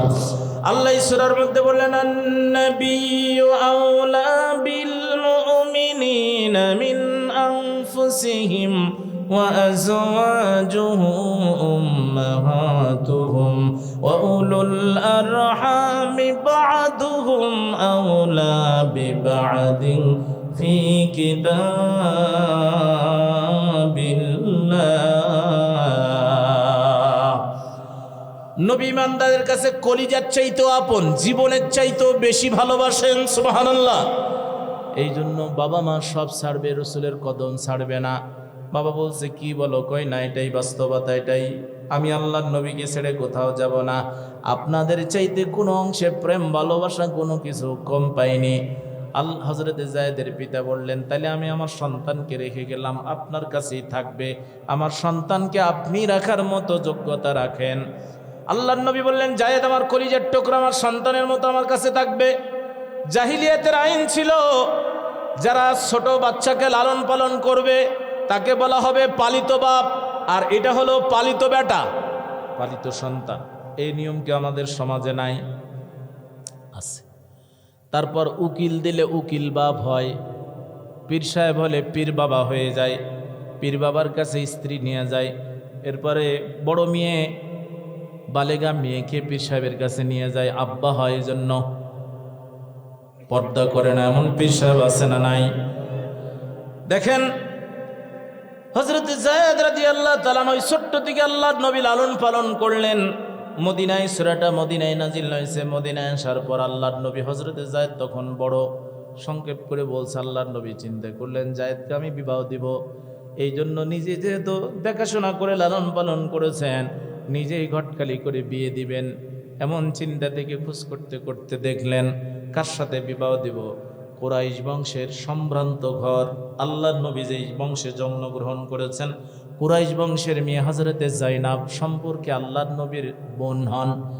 যায়নাবের কাছে প্রস্তাব পাঠালেন, যায়নাবকে দিয়ে আমি যায়েদের বিবাহ দিতে চাই। হযরতে যায়নাবের পিতা, ভাই এবং পরিবার থেকে আওয়াজ আসলো যে না, বিয়ে আমাদের মত নাই, কারণ গোলাম যেই ছেলেটা দাস হিসাবে বিক্রি হয়েছে, সেই দাসের সাথে আমাদের কুরাইশ বংশের মেয়ে বিয়ে দিব না। তাহলে মেয়ের প্রস্তাব যদি বিবাহের দেয় বাবা হিসাবে, আপনি সম্মতি হাও বলতে পারেন, নাও বলতে পারেন। এই এখতিয়ারটা ইসলামে আপনারে দিয়েছে বাবা হিসাবে। আল্লাহর নবী যখন প্রস্তাব দিল তখন না বলছে। না বলার পর নবীজি চুপ আছেন। এমন সময় আমি যে আয়াতটা নাজিল করেছি, ওই আয়াতটা আল্লাহ নাজিল করে বললেন, শোনো, বিবাহের প্রস্তাব যদি দেয় বাবা হিসাবে হ্যাঁ না বলার সুযোগ আছে। সেটা পৃথিবীর যে কেউ প্রস্তাব দিক, হুজুর দিক, পীর সাহেব দিক, এরপর মেয়ের বাবা দিক, দাদা দিক, চাচা দিক, এরপরে সরকার দিক, উপদেষ্টা দিক, কে দিল, যেই দিক না কেন, তোমার অধিকার বেশি, তুমি বাবা। তবে বিবাহের প্রস্তাব যেহেতু আমার নবী দিছে, আমার নবীর আইন সুন্নাত দূরের কথা, নবী একটা প্রস্তাবনা দিলে ওটাও মানা ফরজ। সুবহানাল্লাহ। কালকে বলবেন নাকি? যারা বলেন সুবহানাল্লাহ। এই আয়াতটা আল্লাহ নাজিল করে বললেন, মা কানা লিনবী মা কানা লিমুমিনিন ওয়ালা মুমিনাতিন ইযা কাদাল্লাহু ওয়া রাসূলুহু আমরান আইয়াকুনা লাহুমুল খিয়ারাতু মিন আমরিহিম। আল্লাহ বললেন মুমিন নারী পুরুষের জন্য বৈধ নয়, জায়েজ নাই, হারাম, নিষেধ। ইজা কদাল্লাহ, আল্লাহ যখন কোনো রায় দেন, কোনো সিদ্ধান্ত দেন, জাজমেন্ট দেন, বিচার করে দেন, ও রাসূল এবং তার রাসূল যদি কোনো সিদ্ধান্ত দেন, রায় দেন, আইয়াকুনা লাহুমুল খিয়ারা, ইমানদার নারী পুরুষের আর কোনো এখতিয়ার থাকে না, মানব কিনা এরকম চিন্তা করা হারাম। ডান দিকে, রাস্তার ডান দিকে চলার সিদ্ধান্ত কে দিছেন? আমার নবীর মাধ্যমে, ইসলামের মাধ্যমে পাওয়া, আল্লাহর মাধ্যমে পাওয়া। ওইটা ডান দিকে চলবেন কিনা চিন্তা করা হারাম। আপনি মানতে বাধ্য। যদি বলেন হুজুর না মানলে কি হবে? আয়াতের শেষের অংশে আল্লাহ বললেন, এখানে আল্লাহ নিজের নামে বললেন যে ইজা কদাল্লাহ, তার মানে এই আদেশের মধ্যে শুধু রসুলের প্রস্তাবনা নাই, এটা আল্লাহ সম্মতি। এই বিয়েটা বলছে আল্লাহ বলছে ইজা কদাল্লাহু ওয়া রাসূল, আল্লাহ এবং তার রসুল যদি কোনো জাজমেন্ট দেন, আল্লাহ তার আদেশ, নবীর আদেশ এক জায়গায় করে বললেন সামিআনা ওয়া আতা'না, শুনবি আর মানবি, কোরআন হাদিস, কোরআন সুন্নাহ, এখানে আর কোনো ইন্টারফেয়ার চলবে না। আল্লাহ পরের আয়াতের পরের অংশে বললেন, وَمَن يَعْصِ اللَّهَ وَرَسُولَهُ فَقَدْ ضَلَّ ضَلَالًا مُبِينًا। যে কেউ ইমানদার দাবি করার পরে আল্লাহ এবং তার রাসূলের বিধান, আইন, জাজমেন্ট, বিচার অবাধ্য হবে, অমান্য করবে, ফাকাদ দাল্লা দালালাম মুবিনা, অবশ্যই পথ হারা হয়ে অনেক দূরে পথভ্রষ্ট হয়ে চলে যাবে। জীবনে কোনোদিন সঠিক রাস্তার গন্ধ নাক দিয়া পাবে না। জোরে বলেন নাউজুবিল্লাহ। তাহলে যত জায়গায় আল্লাহ বলছেন, রাসূল বলেছেন, এমন কোন জায়গায় আর অন্য কিছু চিন্তা করা হারাম। ইমানের দাবি যদি করেন, আল্লাহ বলছেন ইমানদার নারী পুরুষের জন্য ইমান থাকবে না, রাস্তা ঠিক থাকবে না, এগুলো পথভ্রষ্ট। তাহলে রাষ্ট্রে, এই সামাজিক জীবনে, রাষ্ট্রীয় জীবনে, পারিবারিক জীবনে আল্লাহ এবং তার রাসূলের কত জাজমেন্ট, কত আইন আমরা অমান্য করি। একটু হিসাব করে দেখেন তো কয়টা আইন আছে। দু চারটা আইন, একটু জমি জমা ভাগ ভাগের আইন, বিবাহ তালাকের আইন ছিল, সেগুলো আমরা উলট পালট করে বিয়ে করে, মানে বিয়ের আগে ছেলে মেয়ে প্রেম করে, ভালোবাসা করে, অবৈধ সম্পর্ক করে, পেটের মধ্যে 3 মাসের বাচ্চা, তারপর জানাজানি হলো, 2 পরিবার এক জায়গায় বসে বিচারকরা সিদ্ধান্ত নিয়ে বলছে কি করা যায় ভাই, আপনি একটা সিদ্ধান্ত দেন। চাউল ফল মানুষ ভুল করেই ফেলছে। এরকম মাতব্বর আছে না? ভুল করে ফেলছে। এবার মাতব্বর সাহেব রায় দিয়ে বলছেন যে তাহলে এক কাজ কর, তুই 20,000 দে, তুই 30,000, 50,000 টাকা দিয়ে অনুষ্ঠান হবে, আর এখন কাজী ডাকবো, কাজী ডেকে বিয়ে পড়ে দেব। এখনো তোমাদের 2 পরিবারের ইজ্জত আছে। কি আছে? আওয়াজ দিয়ে বলেন কি আছে? বিয়ের আগে অবৈধ সম্পর্ক গড়ে পেটে 3 মাসের বাচ্চা থাকার পরও ইজ্জত আছে। এ লোকের ইজ্জত কদিন যাবে ভাই? হ্যাঁ, জুতা দিয়ে মারলে যাবে না, না, এবারে লেলপা ইজ্জত, এর যাবে না। 3 মাসের পেটে বাচ্চা বিয়ে দিয়ে বকশি ভাতা খায়। এরপরে আমার মতো হুজুরক হয়তো টাকা যদি বেশি হাদিয়া দেন, হুজুর একটা হঠাৎ করে বিয়ে হয়ে গেছে, ভিতরের কথা তো আর আমারে বলবে না, হুজুর একটু দোয়া করে দেন, হাদিয়া 2,000। আমি 2,000 টাকা পাই, আপনার দাঁড়ালি পকেটে রেখে খুতবা পড়ে বসে, আল্লাহ এদের দাম্পত্য জীবন নবী আর হযরত আয়েশার মতো করে দাও। আল্লাহ বলছে, মৌলবি কি বললি? পেটে যে 3 মাসের বাচ্চা। এরকম একটা ঘটনা পত্রিকায় পড়েছিলাম। এরপরে বিচার আচার হয়ে কেস হয়ে গেছে, মেয়ে পক্ষ যে মামলা করছে, ঘটনা সত্য দেখে ওয়ারেন্ট জারি হয়েছে, ব্যাটারে ধরে নিয়ে তো আত্মসমর্পণ করে বলছে, স্যার আমি বাঁচতে চাই, জেলে যাব না, কোনো রাস্তা আছে? কয় আছে। বিয়ে করবি? কয় স্যার রাজি। কয় ডাক্তালি কাজী। কাজী ডেকে বিয়ে পড়ায় দিয়ে একবারে সবাই শুকরিয়া করছে যে আজকে একটা মহান কাজ করছে।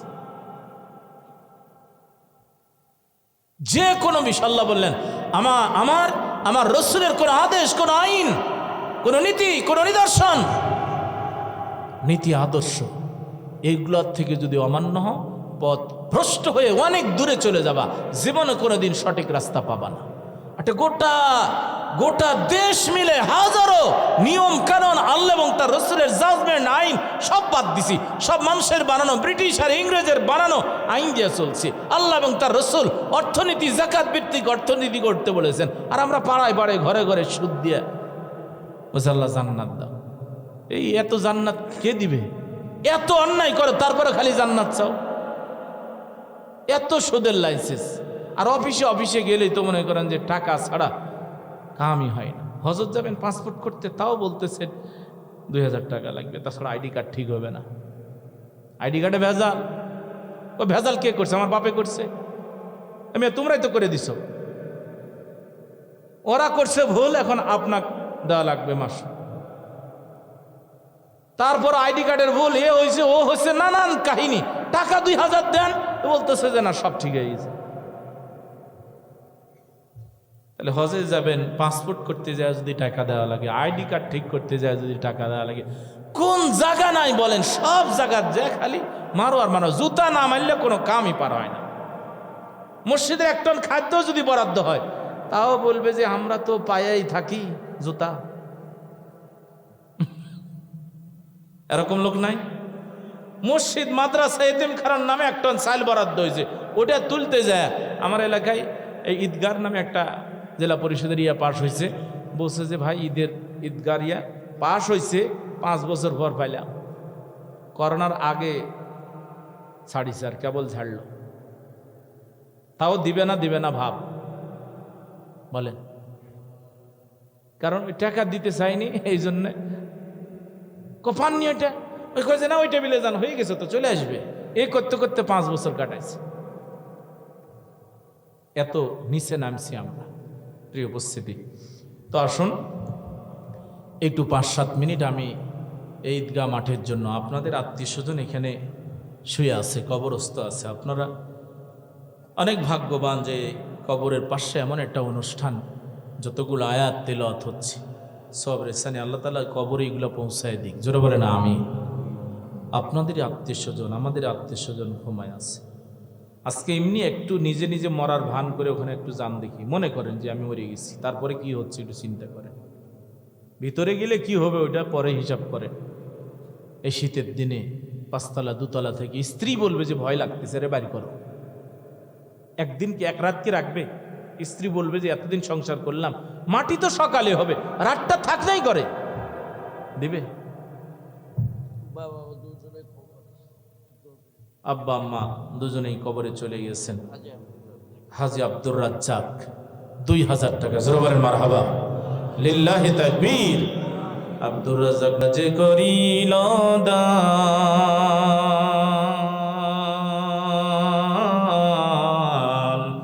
ইহকালে পরকালে আল্লাহ বাড়াইয়া তার মান সম্মান। আসুন এই কবরস্থানের জন্য, কবরস্থান মসজিদ এগুলার জন্য চাওয়ার মতো আমার ভাষা নাই। সবচেয়ে বড় সাদকায়ে জারিয়া হলো মসজিদ। এরপরে গোরস্থানের কোনো কাজ এখানে আপনারা, আমাদের আত্মীয় স্বজনরা এখানে থাকবে। ছোট্ট একটা বাচ্চা 1000 টাকা দিয়েছে আল্লাহ, তারে তুমি তার দান কবুল করো, পরিবারের উপরে রহম করো। আব্দুল হক ফকির অল্প দিন আগে দুনিয়া ছেড়ে চলে গেছেন। আল্লাহ তার কবরটাকে জান্নাতের টুকরা করে দাও আল্লাহ, দান কবুল আর মঞ্জুর করে নাও। আল্লাহর নবী মৃত্যুর পর সন্তানদের জন্য, অভিভাবকদের জন্য যা যা করণীয় বলছেন, তার মধ্যে দান সদকা অন্যতম। আব্বার জন্য দোয়া আছে,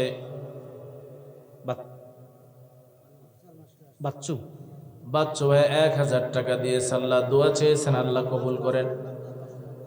আফসার মাস্টার 500 কন্ট্রাক্টর, ও চন্নাকটা, ওই পারে বাড়ি, নদীর ওই পারে বাড়ি, আমি সাহেবের মাধ্যমে 500 টাকা পাঠিয়ে দিয়েছেন, আল্লাহ কবুল করেন। 20-25 দিন আগে তার আব্বা মারা গেছে, নেকবার মোল্লা, আল্লাহ জান্নাত দিও, খেতে দিও, বড় বড় জান্নাতি গোল্লা। 2000 টাকা। আব্দুল মালিক ভাই 1000 টাকা। কি নাম বাবা? দাদির জন্য দোয়া আছে। আমার এই ছোট্ট ভাই 1000 টাকা দিয়েছেন, আল্লাহ তার দাদিরে মাফ করো। 2000 টাকা কি বাকি লাগাইছে? ও আমাদের হুজুর সাহেব 2000 টাকা। খলিল ইব্রাহিম খলিলের নামে নাম। আল্লাহ গো তোমার প্রিয় বন্ধু হিসাবে কবুল করে নেন। শামসুল হক, আল্লাহ হকের উপরে কবুল করো। আম্মা অসুস্থ, দোয়া চেয়েছেন, শেফায়ে কামেলা আজালা দাও, আল্লাহ তার দান কবুল করে নাও। আল্লাহ তোমার আর এক বান্দা নগদে 1000 টাকা দেন, আল্লাহ গো কবুল করে নেন, জানে মালে বারাকা দেন, মনের আশা পুরা করে দেন, আল্লাহুম্মা আমিন। মঞ্জু ভাই 1000 টাকা বাকিতে লেখাই দিচ্ছে, আল্লাহ দান কবুল করেন।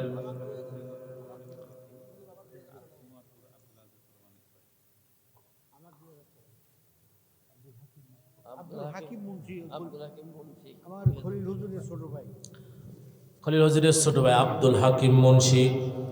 আব্দুল হাকিম ভাই এই মাহফিলের খোঁজ খবর নিতেন, ফোন দিতেন। আব্দুল হাকিম ভাই 2000 টাকা, আল্লাহ দান কবুল করেন, তার মনের মাকসাদ আশাগুলি পুরা করেন, আল্লাহুম্মা আমিন।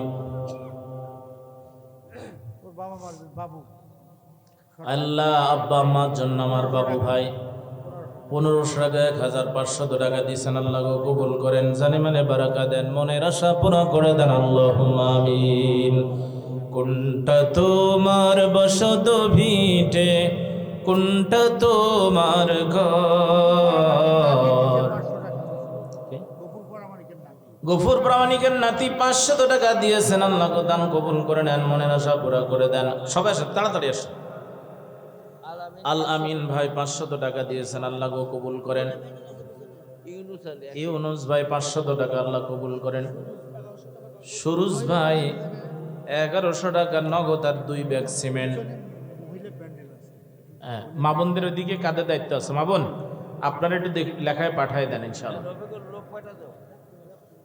গুরুস্থানের একটু মাটি বাইনা করে রাখ রে, বাইনা করে রাখ, এক্ষুনি তোর আসতে পারে চলে যাবার ডাক রে, চলে যাবার ডাক।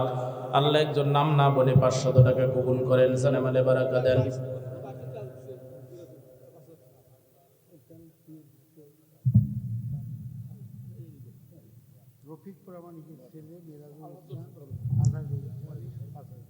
আলহাজ রফিক প্রামাণিকের ছেলে মিরাজুল ইসলাম 5000 টাকা নগদে দিয়েছে দান। আগে আল্লাহ বললেন ওয়ানফিকু মিম্মা রাযাকনাকুম মিন ক্বাবলি আন ইয়াতিয়া আহাদাকুমুল মাউত। মরণ আসার আগেই দিয়ে, তাছাড়া আফসোস করবে গোলাম। আসেন 10 জন, আমি 10,000 করে চাচ্ছি।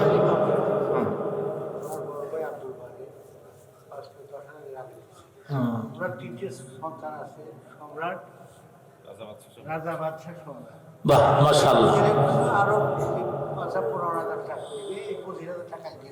মাশাআল্লাহ। আগে দিয়েছেন আর এখন আবার 15,000 দিয়ে 3 ছেলের নামে, সম্রাট, রাজা, বাদশাহ সব আছে। আল্লাহ গো কবুল করেন। আল্লাহ দুনিয়ার বাদশা নয়, আখিরাতের বাদশা বানায় দেন। রাজা, বাদশা, সম্রাট, 3 সন্তানের নামে 5 আল্লাহ তাদের দুজকের দিও না, জান্নাতে দিয়া খেতে দিও, বড় বড় জান্নাতি সিলভার কাপের মাছ। জোরে বলেন আমিন। দুনিয়ার খাবারের সাথে মিল থাকবে কিন্তু স্বাদ গন্ধ এক হবে না। মানুষ আশ্চর্য হয়ে বলবে এগুলো আগে খাইলাম, কিন্তু আগে খাইলাম কি আর এখন কি? আল্লাহ তাআলা মোট 25,000 টাকা 10 করে চেয়েছিলাম, 10 জনাকে আল্লাহ একজন পাইলাম। আমার এখানে আল্লাহ তাআলা 25,000 5,000 দিলে তো 3 ছেলের নামে 10 করে হয়ে যায়।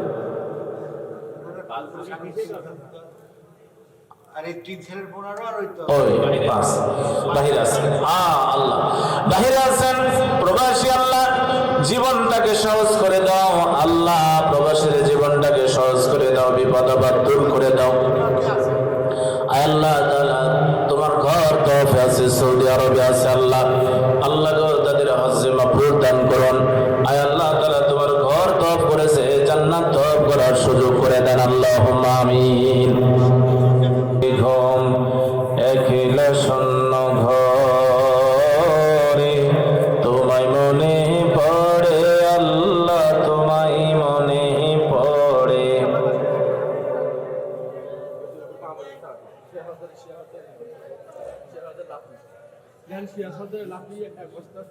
সিরাজ সর্দারের লাতি মুমিন এক ব্যাগ সিমেন্ট।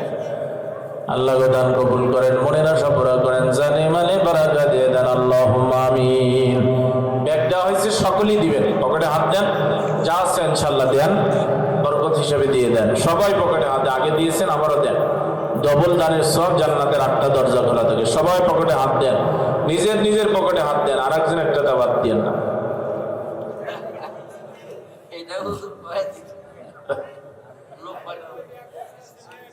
কি নাম? সাইফুল ভাই মাঝি, সাইফুল মাঝি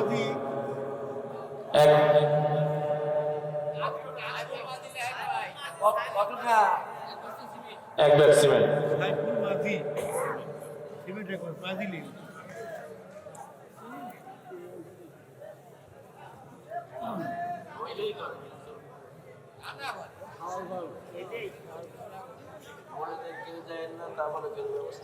তাই ওই যে দেখেন বক্তার একটা তো আছে, দাবারও কাছে সবাই নিয়ে যাবেন, তবে বরকতের জিনিস আবার হুড়াহুড়ি করেন না, আদবের খেলাপ করেন না, সবাই নিয়ে যাবেন,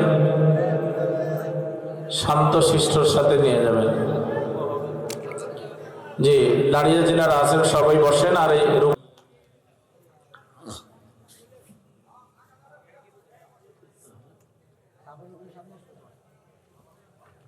তাবারক নিয়ে সামনে আসেন। আচ্ছা আচ্ছা, জি সকলে বসেন। আল্লাহুম্মা আমিন। রব্বানা যালামনা আনফুসানা ওয়া ইন লাম তাগফির লানা ওয়া তারহামনা লানাকুনান্না মিনাল খাসিরিন। রব্বানা লা তুযিগ কুলুবানা বা'দা ইয হাদাইতানা ওয়া হাব লানা মিন লাদুনকা রাহমাতান ইন্নাকা আনতাল ওয়াহ্হাব। রব্বুল আলামিন, গভীর রজনীতে আল্লাহ তোমার বান্দা বান্দীদের সাথে নিয়ে কোরআনের এই মাহফিলে বসে, জান্নাতের বাগানে বসে তোমার দরবারে হাত তুলেছে আল্লাহ। মেহেরবানি করে ভুল ত্রুটি ক্ষমা করে দে আল্লাহ। আজকের আয়োজন কবুল আর মঞ্জুর করুন আল্লাহ।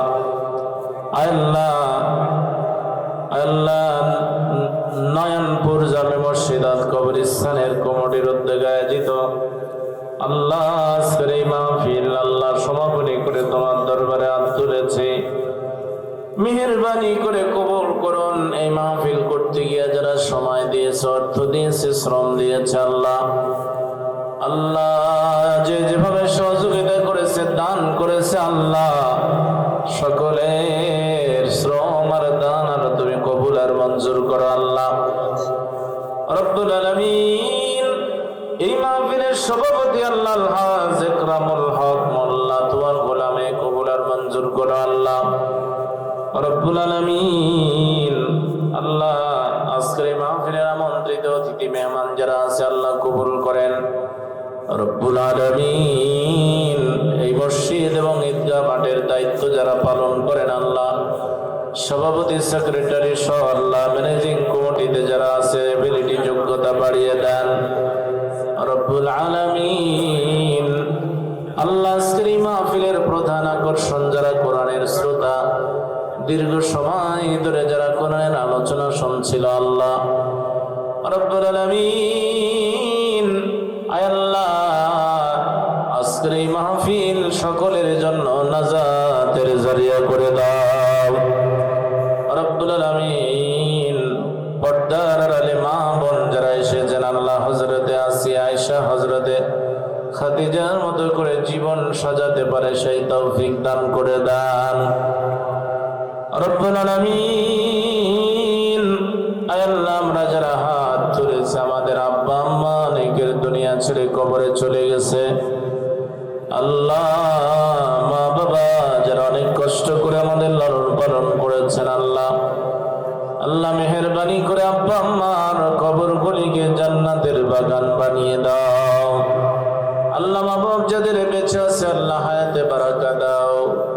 রব্বুল আলামিন আমরা যারা হাত তুলেছি আল্লাহ আমাদের আয় আল্লাহ জানি না কদিন কবরের ডাক আসে, যে কবরে মা নাই, বাবা নাই, আলো নাই, বাতি নাই, বিছানা নাই। আল্লাহ আমাদের কবর থেকে তোমার নবীর রওজা পর্যন্ত যোগাযোগ করে দাও, জান্নাত পর্যন্ত যোগাযোগ করে দাও রব্বুল আলামিন। আয় আল্লাহ তাআলা আজকের এই মাহফিলে যারা দান করেছেন আল্লাহ, কবরস্থান আর মসজিদের কাজের জন্য যারা দান করলেন আল্লাহ, তাদের এই দান কবুল করেন। আয় আল্লাহ তাদের মনের আশাগুলি পূরণ করে দাও রব্বুল আলামিন। আয় আল্লাহ তাআলার এই মাহফিলের মেহমানদের, বক্তাদের মেহমানদারি যে করেছেন আল্লাহ, দাদা মারা গিয়েছে, দাদার জন্য দোয়া চেয়েছে আল্লাহ রব্বুল আলামিন। মুসাফির হয়ে তোমার দরবারে ফরিয়াদ আল্লাহ, আলেম ওলামাদের মেহমানদারি যারা করেছে আল্লাহ, এই পরিবারের তুমি মেহমানদারি করো আল্লাহ। আল্লাহ ভাইয়ের দাদা ইন্তেকাল করেছেন, মাফ করে দাও আল্লাহ। যারা জীবিত আছেন তাদের উপরে রহম করো রব্বুল আলামিন। আমাদের এই যুবক আর তরুণ যারা আছে আল্লাহ, হযরত খালিদ বিন ওয়ালিদের মতো আল্লাহ কবুল করো। আয় আল্লাহ তাআলা বেকার যারা আছে কর্মসংস্থানের ব্যবস্থা করে দাও আল্লাহ। মা বোনদেরকে আল্লাহ হযরত আসিয়া, আয়েশা, হযরত খাদিজার মতো করে জীবন সাজাবার তৌফিক দান করে দাও রব্বুল আলামিন। আল্লাহ ওই জাহান্নাম কুদুহান নাস ওয়াল হিজারা, মানুষ আর পাথর দিয়া যে জাহান্নাম জ্বলবে আল্লাহ, পানি পানি বলে চিৎকার করবে, রক্ত আর পুঁজ মিশ্রিত গরম টকবকে পানিগুলি পান করতে দেওয়া হবে। তুসকা মিন আইনিন আনিয়াম লাইসা লাহুম তাআমুন ইল্লা মিন তারি', ফুটন্ত গরম টকবকে রক্ত আর পুঁজ মিশ্রিত দুর্গন্ধযুক্ত পচা পুঁজ আর রক্ত পান করতে দেওয়া হবে। এত পিপাসা লাগবে, পিপাসার কারণে এই গরম টকবকে নাপাক পানিগুলি পান করে ফেলবে। ক্ষুধাও নিবারণ হবে না, তৃষ্ণাও নিবারণ হবে না, পেটের নাড়ি বড়ি সব পিছনের দরজা দিয়ে বের হয়ে যাবে রব্বুল আলামিন। মেহেরবানি করে জাহান্নামের আগুন থেকে মাফ করে দাও আল্লাহ। আমাদের এই সোনার জমিন, এই 56,000 বর্গ মাইলের এই জমিনটা আল্লাহ, তুমি একবার তোমার কোরআনের শাসন দাও আল্লাহ। জীবনে একটা বার হলো আমরা দেখে মরতে চাই তোমার কোরআনের শাসন কেমন আল্লাহ রব্বুল আলামিন।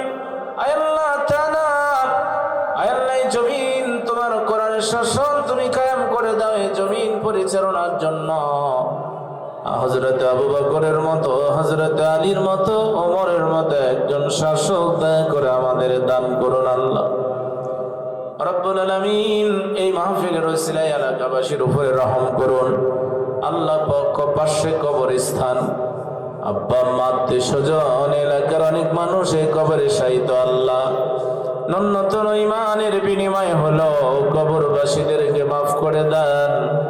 আজকের এই মাহফিলের আয়োজন আর সওয়াব তাদের কবরে হাদিয়া করে মাফ করে দেন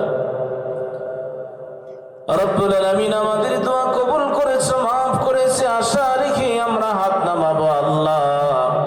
মঞ্চে যারা উপবিষ্ট আছে আল্লাহ সকলের উপরে রহম করেন আল্লাহ। আমাদের আব্দুল হাকিম ভাই মাহফিলের জন্য যোগাযোগ করতেন আল্লাহ, আমার খুব মহব্বতের মানুষ। আয় আল্লাহ আমার ভাইয়ের উপরে রহম করুন, তার পরিবারের উপরে রহম করুন আল্লাহ। যাদের নাম বলা হয়েছে হয় নাই, যারা দোয়া চেয়েছে আল্লাহ, সকলের নাম তোমার কুদরতি খাতায় লিখে নিয়ে সকলের মনের আশা পুরা করে দাও রব্বুল আলামিন। যেদিন দুনিয়া ছেড়ে চলে যাব, বিদায়ের সময় আমাদের